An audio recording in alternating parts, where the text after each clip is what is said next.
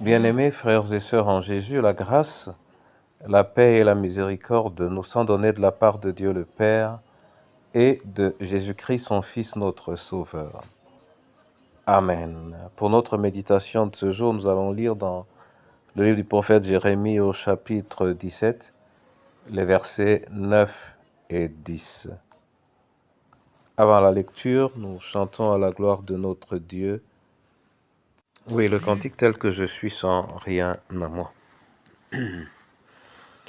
Tel que je suis sans rien en moi, sinon ton sang versé pour moi, et ta voix qui m'appelle à toi, agneau de Dieu, je viens.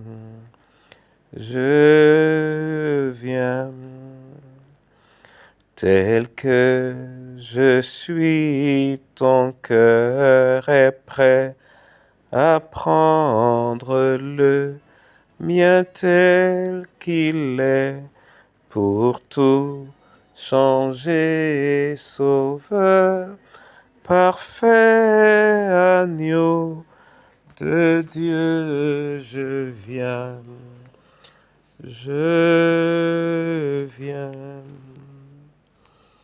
Alléluia. Jérémie 17, versets 9 et 10. Là, il est écrit, « Le cœur est tortueux par-dessus tout, et il est méchant. Qui peut le connaître? Moi, l'Éternel, j'éprouve le cœur, je sonde les reins, pour rendre à chacun selon ses voies, selon le fruit de ses œuvres. » Amen. Bien-aimés frères et sœurs en Jésus, c'est Dieu lui-même ici qui parle du cœur de l'homme. Et il dit que le cœur est tortueux et il est méchant. Le cœur de l'homme est tortueux et il est méchant. Et s'ensuit une interrogation: qui peut le connaître? Mon frère et ma sœur, ce n'est pas une question, ce n'est pas une interrogation, c'est une affirmation sincère de la part de l'Éternel. Et ce qu'il dit est valable pour tout cœur humain. Le cœur de l'homme est tortueux et méchant.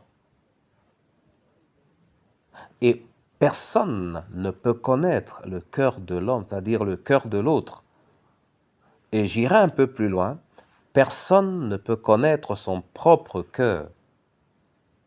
Il y a des moments où on pense le cerner, le comprendre, mais cela n'est pas non plus possible car on a besoin de la lumière de l'Éternel.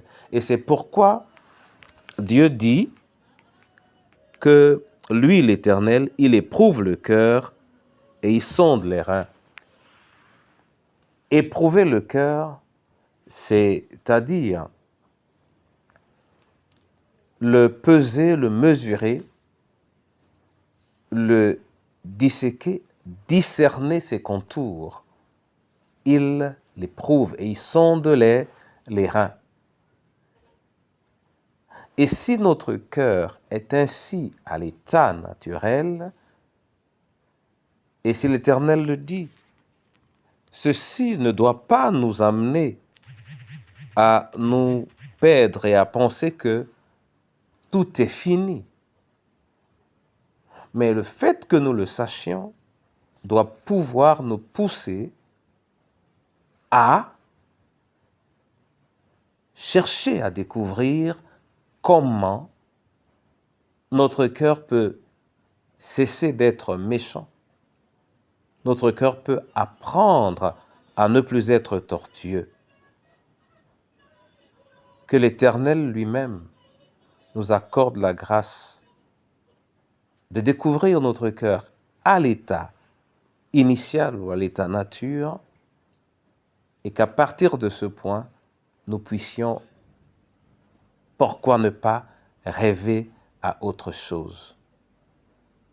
Qu'il te bénisse et qu'il bénisse sa parole dans le précieux nom de Jésus.